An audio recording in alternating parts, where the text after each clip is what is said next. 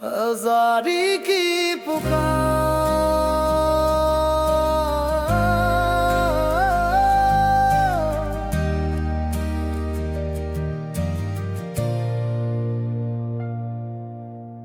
Sir ज़मीं से उठी है आवाज,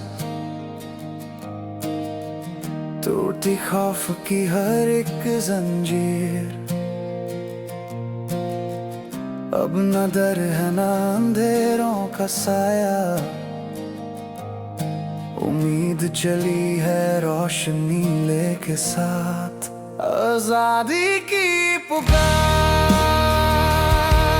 सुनो, दिल से हर डर को मिटा दो। 5 अगस्त का दिन है आया, कप्तान का पैगाम पहुंचाया। आजादी की पुकार सुनो, खौफ की जंजीरों को अब तोड़ना है।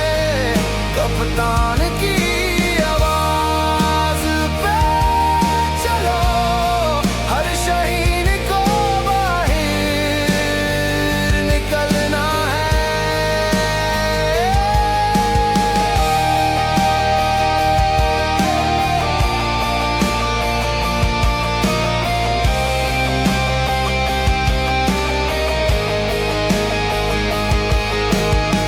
हाथ उठे तो आसमां मिले,